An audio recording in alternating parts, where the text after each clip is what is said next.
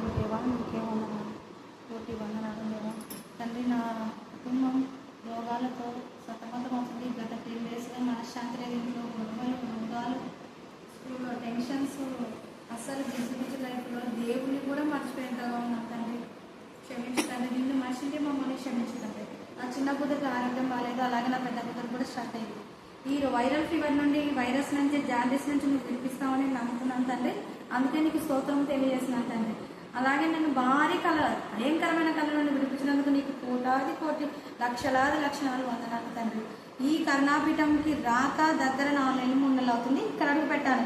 ఈ రోజుతో నా చిన్న పాపకు ఎటువంటి రోగం ఉండదు, తగ్గుతుందని నేను నమ్ముతున్నాను తండ్రి. అలాగే నాకు కూడా థ్రోట్ ఇన్ఫెక్షన్, అలాగే గొంతు ఇన్ఫెక్షన్ ఉంది. స్కూల్లో చెప్పలేకపోతున్నా. ఇన్ఫెక్షన్ కూడా తగ్గిస్తామని, మనశ్శాంతిగా నిద్రిస్తామని కోరుకుంటున్నాను తండ్రి. ఇవన్నీ నాకు చేస్తున్నామని నీకు ముందే స్థితులు స్తోత్రం చెల్లిస్తున్నాను తండ్రి. అలాగే నా బిడ్డలకి జ్వరం తగ్గిస్తామని కోరుకుంటున్నాను తండ్రి. అలాగే గ్రామ వాలంటీర్ జాబ్ రావాలని కోరుకుంటున్నాను. నువ్వు ఇస్తున్నాను నమ్ముతున్నాను తండ్రి. నాకు స్కూల్లో అక్షలేక గొంతు ఇన్ఫెక్షన్తో బాధపడుతున్నాను.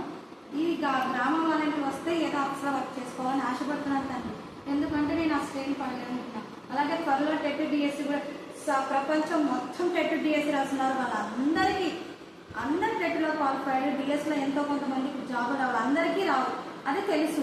కానీ కొంతమంది అన్నా డిఎస్సిలో జాబులు ఇప్పించి ఇంకో కొంతమందిని వేరే దాంట్లో ఇప్పిస్తామని జాబ్ లేని వాళ్ళ బాధలు నాకు తెలుసు.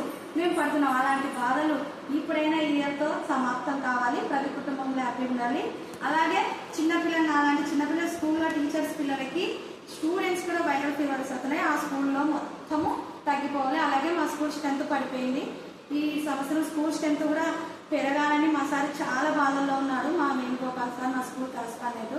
బస్ తెచ్చాడు స్ట్రెంత్ పెరుగుతుందని, కానీ పెరగలేదు. కానీ మేము చెప్పే చదువు మేము న్యాయం చేస్తున్నాం. కానీ కరుణాపీఠంలో అడిగిన ప్రతిదానికి సమాధానం ఇస్తామని, మా స్కూల్ స్ట్రెంత్ పెరుగుతుందని, అలాగే నా కూతురు ఆరోగ్యం బాగుంటుందని కోరుకుంటున్నాను తండ్రి. ఆమేన్, ఆమేన్, ఆమేన్, ఆమేన్.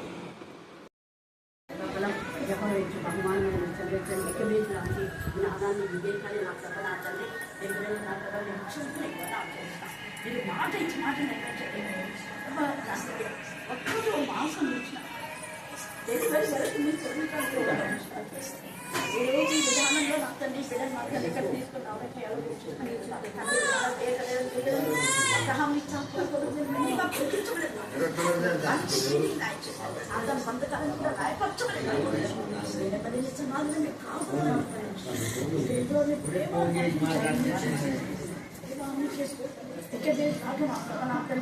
మీ యొక్క కృప చూపిన నా ప్రభా జీవితంతో ఉన్నట్లయితే నా ప్రభా దాంట్లో పెద్దలు ఎలాగో పెట్టి భద్రపరిచినారు, ఆవిడ బిడ్డలు భద్రపరిచినారు, బాబాకు భద్రపరిచినట్లు భద్రపరిచినట్టుగా మహిమకరంగా మహిమగా మర్యాదగా జరిగించుకున్నాం. ఏ స్నామం ప్రార్థిస్తున్నాం.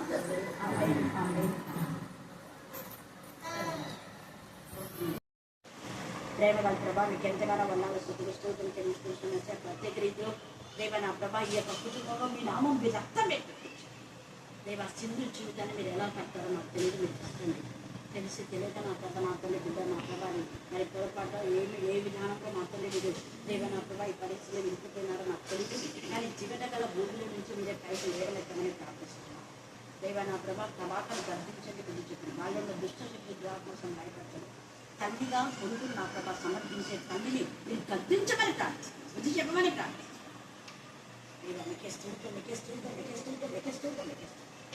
ఆమె కూడా 2 ఆడపిల్లలు ఉన్నారని ఇంగితే జ్ఞానం కలగచ్చమని, ఒక ఆడపిల్లని బాధపడితే మన ఆడపిల్లలు కూడా వస్తుంది అన్న జ్ఞానం కలగచ్చమని ప్రార్థిస్తుంది. స్తోత్రం దేవానికి సమస్త జ్ఞానం తెలిసిన దేవుని సమాధి దాయించు దేవ. నా ప్రభు నా రాజకృష్ణ పిల్లలందరికీ జ్ఞానాత్మకం ఉంటుందని నా ప్రభ నా తల్లి మీ యొక్క ముఖకాంతి ప్రకాశం శక్తిని కూడా మీ జ్ఞానాత్మకం ఎల్లప్పుడూ వాక్యంగా ప్రార్థన దాయించమని ఏ స్నామన ప్రార్థిస్తున్నాం తండ్రి. ఆమేన్, ఆమేన్.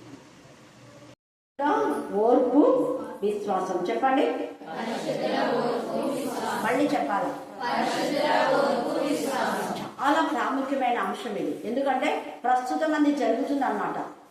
దేవుని యొక్క నామంలో ఎంతమంది బిడ్డలైతే జీవిస్తున్నారో వారిని, అంటే పరిశుద్ధులు ఎవరు అంటే క్రీస్తు రక్తంలో కడగబడి, క్రీస్తు రక్తంలో కనబడి యేసు నామంలో జీవించేటటువంటి వాళ్ళు పరిశుద్ధులు. వాళ్ళు బ్యాప్టిజం తీసుకుని ఉంటారు, మారు మనసు పొందిన బ్యాప్టిజం. ఊరికే నామవాసం బ్యాప్టిజం తీసుకుంటే పరిశుద్ధులు కారు. హృదయాన్ని శుద్ధి చేసుకుని యేసు రక్తంలో కడగబడి ప్రభు బిడ్డలుగా ప్రభు నామంలో జీవించే వాళ్ళు మాత్రమే పరిశుద్ధులు. ఇలాంటి పరిశుద్ధులనే అపవాది టార్గెట్ చేస్తారు, వేరే వాళ్ళని టార్గెట్ చేయడు. వాడి ఉద్దేశమే అది. అందుకనే ఈ యొక్క సమయమందు మనం జ్ఞాపకం చేసుకోవాలి. ఈ పరిశుద్ధుల యొక్క ఓర్పులో ఎంతమంది బిడ్డలు ఎంత మానసిక క్షోభను అనుభవించారో మనం ఆది కాండం నుంచి కూడా మనం చూసుకుంటే, పరిశుద్ధుల ఓర్పులో మీకు తెలిసిన వ్యక్తులు చెప్పండి చూద్దాం. పరిశుద్ధులు, నీతిమంతులు ఎవరైనా కానీ దేవుని కోసమే ఓర్చుకున్నారు. ఎవరు వాళ్ళు? ఏమా?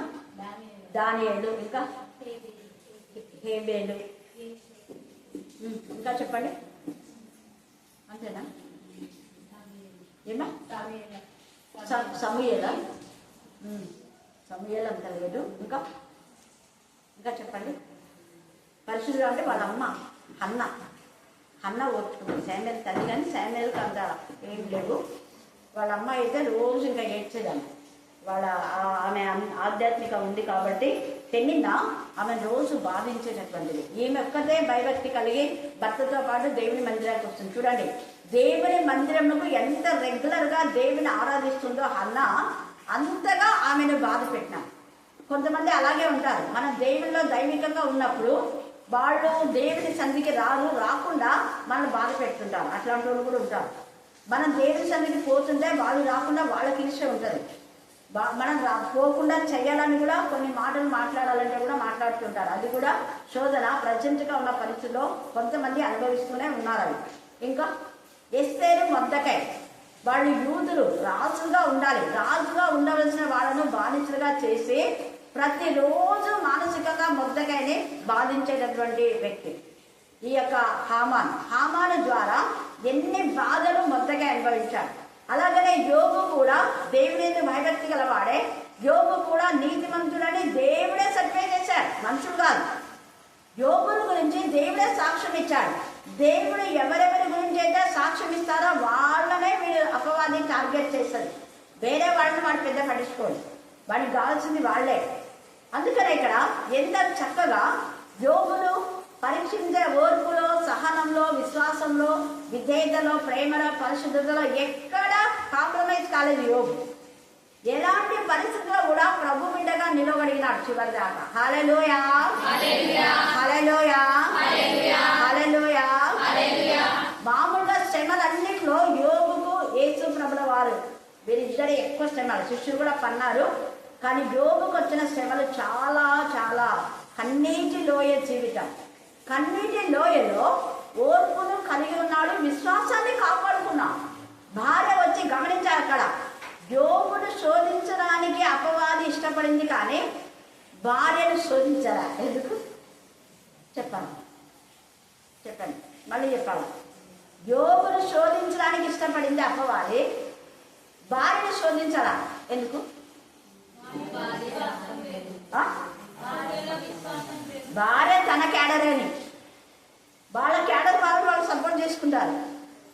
భార్య తన క్యాడర్లో ఉంది కాబట్టి ఏమనింది ఆమె? ఊరికే తెచ్చుకోకూడదంతా. ఎలా తెచ్చుకోవాలి?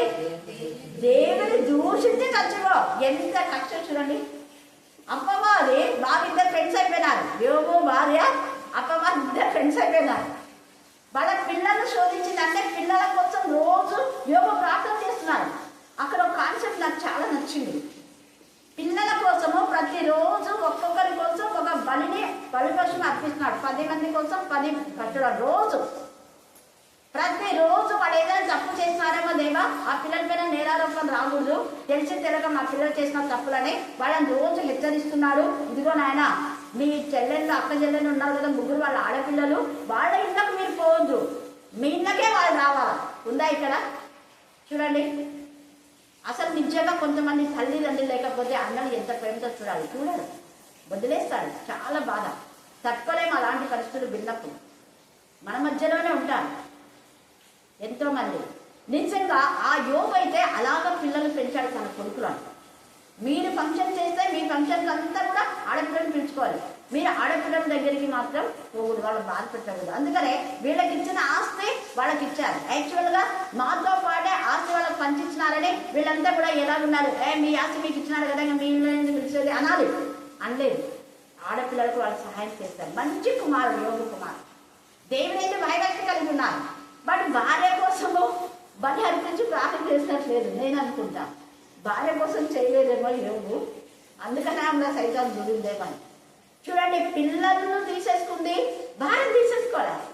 ఇంకొక అర్థం ఏంటంటే అక్కడ భార్య ఉండడం కూడా దేవుని యొక్క చిత్తమే. ఎందుకంటే ఈ పిల్లలు 10 మంది పిల్లలు పెట్టారు, మళ్ళీ ఆయనకు రెట్టింపు ఆశీర్వాదాలు అంటే మళ్ళీ ఆమె పిల్లలు 10 మంది రావాలి కదా. 10 మంది పిల్లలు మళ్ళీ కనాలి, కాబట్టి భార్య ఉండాల్సిందే.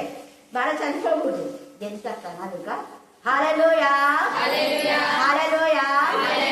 విశ్వాస ఘాతకురాలు. అవును కదా, 10 మంది పిల్లలు తీసుకున్నా కూడా నాకేమి హాని కలగలేదని దేవుడు ఎంత స్తుతించాలి. యోగం కూడా పర్వాలేదులేండి, పిల్లల పైన కూడా మనం ఇద్దరం ఉన్నాం, మన ఇద్దరమే, నీకు నువ్వు, నాకు నీకు నువ్వు నాకు కొడుకుగా ఉంటావు, నేను నీకు బిడ్డగా ఉంటాను, పిల్లలతో ఏంటి అని ఓదార్చుకోవాలి.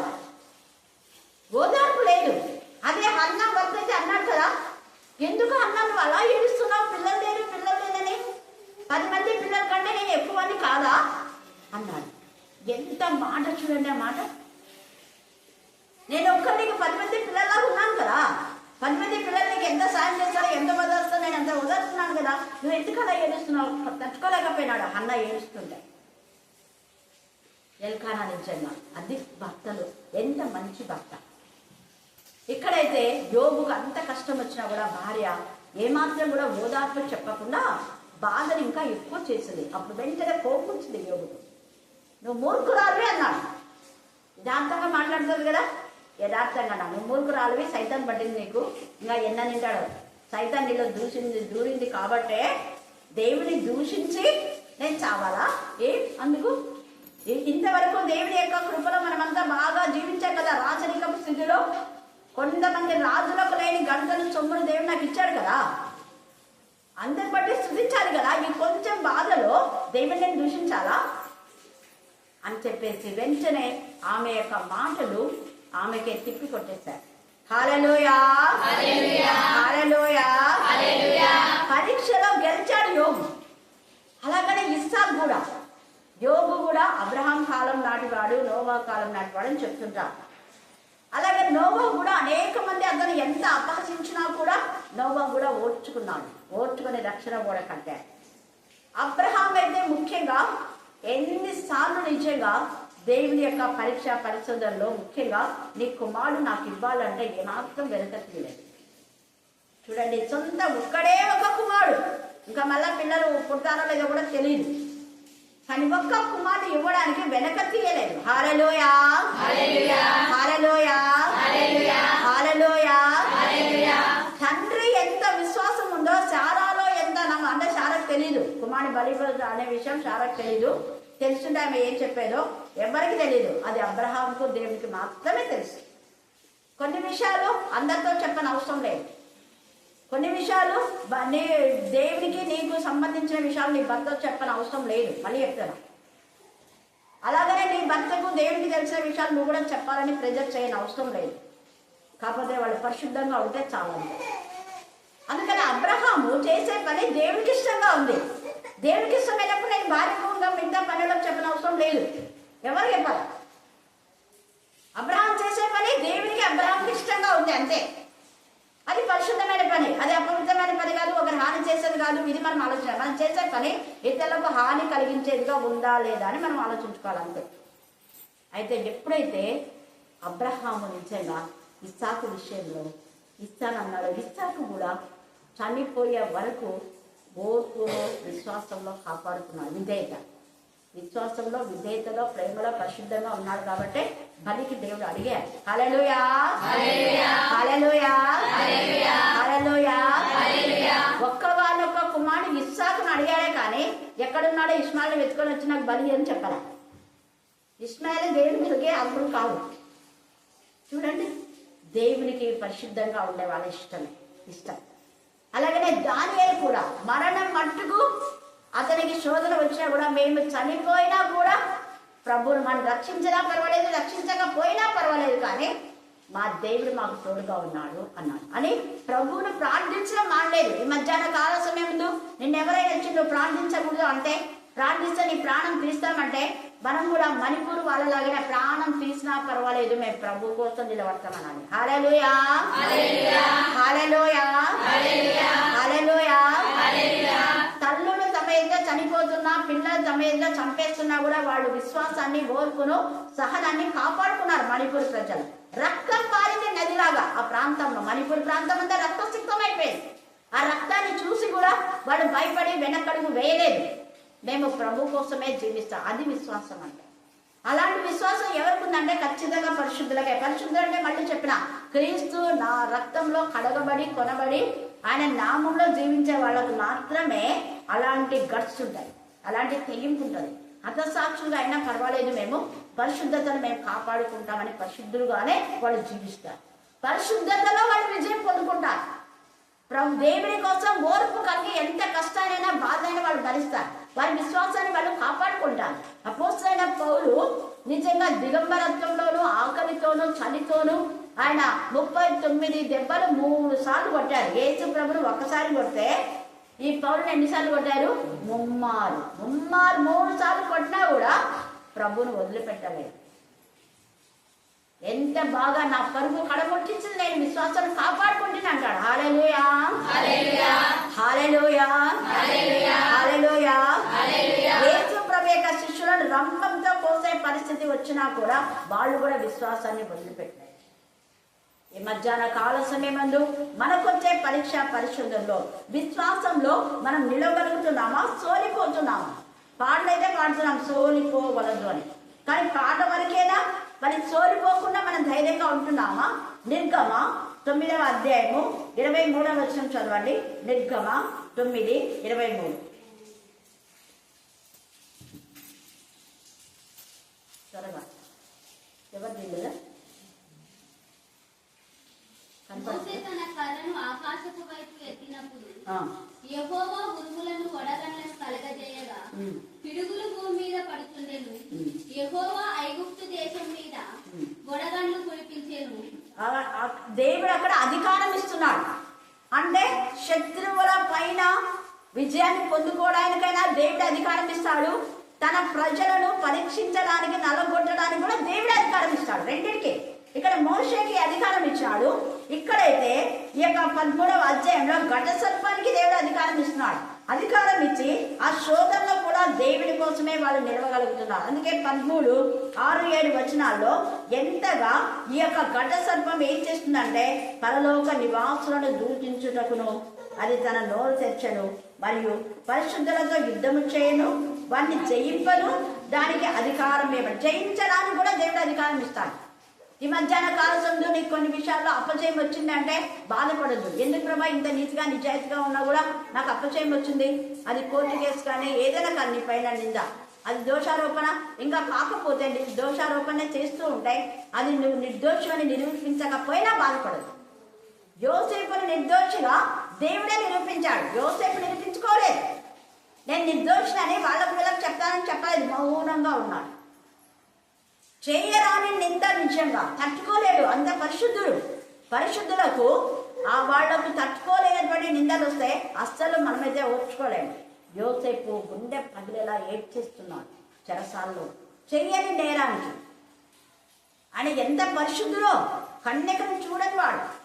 అంత పరిశుద్ధుడైనటువంటి యోసేపు పైన ఎంత భయంకరమైనటువంటి నింద వేస్తే దేవుని వైపు చూచాడు. దేవుడే అతన్ని నిర్దోషిగా నిలబెట్టడమే కాదు, ప్రధానిగా. హల్లెలూయా, హల్లెలూయా, హల్లెలూయా. ప్రధానులకు ప్రధానుడైపోయినాడు. మొదట పొద్దుపేరియక మరి ఆ కాలంలో ఆయన ప్రధానిగా ఉన్నాడు. పరీక్షింపబడిన తర్వాత, పరీక్షలో గెలిచిన తర్వాత, కళ భావం తెప్పిన తర్వాత ఇప్పుడు ఎలాగ వచ్చాడు అంటే యోసేపుని అడగండి అన్ని నన్ను కాదు. ప్రపంచ దేశాలన్నీ యోసేపు పైన ఆధారపడేలా చేశాడు. ఎంత గొప్ప దేవుడు. అనుభవించిన బాధలు ఈ మధ్యాహ్న కాల సమయంలో మనం అనుభవించిన బాధ తర్వాత నేను అనేక జనంలోకి ఆశీర్వాదకరంగా దేవుడు ఉంచుతా. భయపడదు. చిన్న చిన్న వాడికి బెంబెలెత్తి పోవద్దు అని అక్కడ పరిశుద్ధాత్మ దేవుడు మాట్లాడుతున్నాడు. అలాగా మనకు దృష్టాంతంగా యోసేపు నుంచాడు, తర్వాత ఇస్సాకు నుంచాడు, దానియేలు నుంచాడు, దావీదును కూడా ఎంత మానసికంగా తన సొంత మామనే చంపాలనుకున్నాడు. నీ ఇంట్లో వాళ్ళే నిన్ను చంపాలనుకోవచ్చు, నీ ఇంట్లో వాళ్ళే నీకు హాని చేయవద్దు, నీ రక్త బంధమే నీకు హాని కలుగ చేయొచ్చు. భయపడద్దు, దేవుని పక్షంగా ఉన్నావు, దేవుని పక్షంగా వ్యాజ్యపడతాడు. అందుకనే మనం ఓర్చుకోవాలి అన్నది ఇక్కడ తేజగా పరిశుద్ధ ఆత్మదేవుడు మనతో మాట్లాడుతున్నాడు. అయితే మనల్ని ఎవరైతే బాధ పెట్టాలో వాళ్ళు వదిలిపెట్టాడు దేవుడు. ప్రకటన 17:18 పరిశుద్ధులను బాధ పెట్టి పరిశుద్ధులతో యుద్ధం చేసి పరిశుద్ధులను జయించామని అనుకున్న వాళ్లకు భయంకరమైన శిక్ష 17-18 అధ్యాయాలలో ఉంది. కొంతకాలమే మనం పరిశుద్ధంలో ఉంటాం. అందుకనే ఈ యొక్క చూడండి మళ్ళీ అంటున్నాడు 8వ అధ్యాయంలో, భూనివాసులందరినూ అనగా జగదుత్పత్తి మొదలుకొని వధింపబడిన గొర్రె పిల్ల యొక్క జీవ గ్రంథమందు ఎవరి పేరు వ్రాయబడలేదో వారు ఆ మృగంకు నమస్కారం చేయండి. వాడి జీవ గ్రంథంలో లేని వాళ్ళని అదేం చేయదు, వాడికి దాసోహం అయి ఉంటుంది. అయితే జీవ గ్రంథంలో ఎవరి పేరు ఉంటుందో వాళ్ళు దీంతో పోరాడతారు, వాడు వాళ్ళని చంపొచ్చు, జయించవచ్చు. కానీ కొంతకాలమే తర్వాత పరిశుద్ధులకు నిజమైన విజయం దేవుడిస్తాడు. ఎవడైనా చెవిగలవాడవైతే ఇల్లును కాక ఎవడైనా చెరపట్టవలనని ఉన్నాయల్లా, అంటే చెరపట్టబడవలనని అంటే ఎవరినైనా నిర్దోషంగా నువ్వు చెరలో వేసిందే నువ్వు చెరగొడతావు, ఎవరినైనా నిర్దోషంగా చంపింటే నువ్వు చంపబడతావు. కత్తి పట్టేవాడు కత్తితోనే నాశనం, ఖడ్గం పట్టేవాడు ఖడ్గంతోనే నాశనం. ఎవరిని ఏ విధానంలో చంపుతాడో ఉరి తీయాలని అనుకున్నాడు, వాడే ఉరి దింపబడ్డాడు హామాను. కాబట్టి మధ్యాహ్న కాల సమయమందు మనం దేవుని ఇష్టంగా దేవుడు లేఖన భాగాన్ని దీవించి ఆశీర్వదించుగాక. ఆమేన్ ఆమేన్ అని మీరు నాకు తీర్చుజాగా ప్రవాసంతో మీరు ఎప్పుడు ఇవ్వాలో తండ్రి అది నీకు బహుమాటంగా తెలుసునైనా నీకు వందనాలు. మనుషుల తలంపులు మనుషుల ఆలోచనలు వ్యర్థమే స్తోత్రం దేవా. మేము మీకు దూరంగా ఉండి ఏం సాధించలేం ప్రభా. స్తోత్రం ఏదైనా తండ్రి నానుకొని సాధించడానికి నీకు దయచేసి స్తోత్రం స్తోత్రం స్తోత్రం ప్రభావం ప్రభాని దగ్గరికి వచ్చి వారిని మీరు ఎంత మాత్రము త్రోసిపోయినా మీరు సెలవిచ్చారేసి స్తోత్రం. మా బ్రతుకులు ఏ విధమైన ప్రభా, మా తలంపులు మా క్రియలు మా చాస్తులు ఏ విధంగా ఉన్నాను ప్రభా, మీ సన్నిధికి వస్తున్నామంటే ప్రభా మీరెంత ప్రేమగా మమ్మల్ని చేర్చుకుంటారేసి అందరిని బట్టి కూడా మీకు వందనాలేసి. అవును ప్రభా, ఎవరు చూపించలేని ప్రేమను మా ఏడల మీరు చూపిస్తున్నారేసి స్తోత్రం ప్రభా. ఘోరాతి ఘోరవులు తండ్రి ఆమె చూడక మునిపే ప్రవేశ ప్రభా పాపపు క్రియలు చూడకుండా పెట్టండి. మా పరిశుద్ధులు తండ్రి మా కనులను తేటపరచండి నైనా, మా హృదయాన్ని తేటపరచండి, మా చేతులను తేటపరచండి, కాళ్ళను తేటపరచండి నైనా. ఏసియా స్తోత్రం. అనుదినం మీ వాక్యంతో నన్ను తండ్రి ఏసియా మీ యొక్క తండ్రి ప్రహారంతో మమ్మల్ని మా పరిశుద్ధులు పరచుకోవడానికి వేసుకోవడానికి పాపం నుంచి మేము పారిపోవడానికి నీకు దయచేయండి, నెరవేర్చడానికి చిత్తానికి మేము ముందుకు వెళ్ళడానికి నీకు దయచేయండి.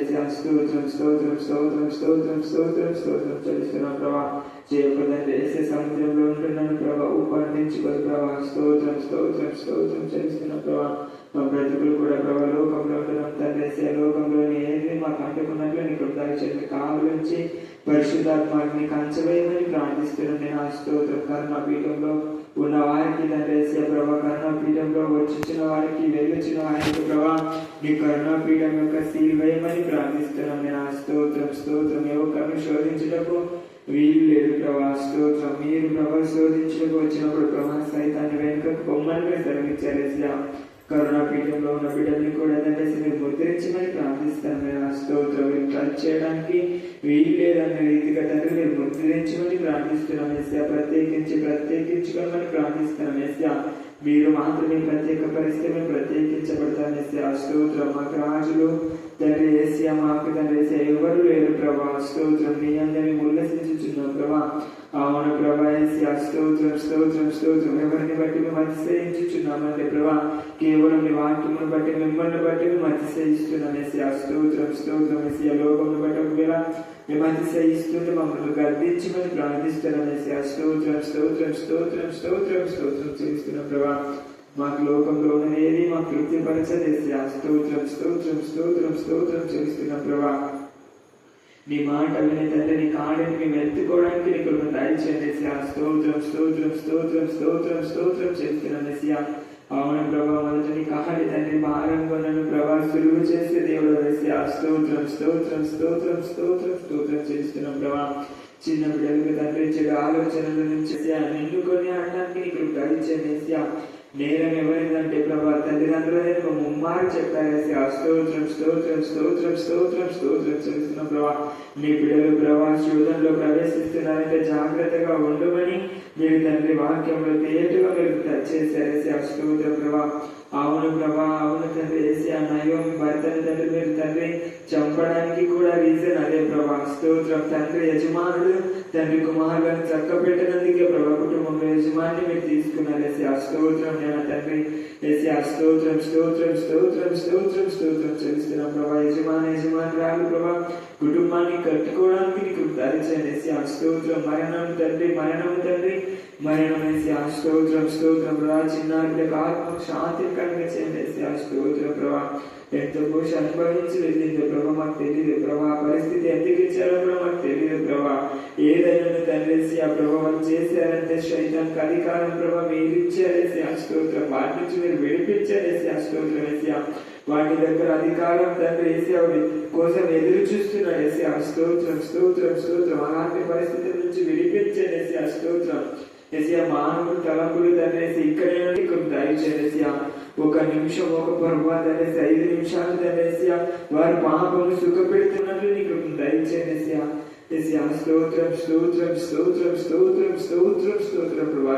ఏటగా తెలుసుకోవడానికి నీకు దయచేసి మంచిది తండ్రి నిదానించి తండ్రేసి ఆమె వెళ్ళడానికి నీకు దయచేసి తొందరపాటు నుంచి మీరు విడిపించండి ఆ స్తోత్రం స్తోత్రం స్తోత్రం స్తోత్రం స్తోత్రం చేస్తున్నాం ప్రభా. ఏ దారి మంచిదో ప్రభా బహు నిదానంగా తండ్రి తెలుసుకొని వెళ్ళడానికి నీకు దయచేసి స్తోత్రం. రాత్రి కాల సమయంలో ప్రభా నేను కొనియాడడానికి నేను కీర్తించడానికి నీ ఎదుట తండ్రి సాగిలపై నమస్కరించడానికి వచ్చాను.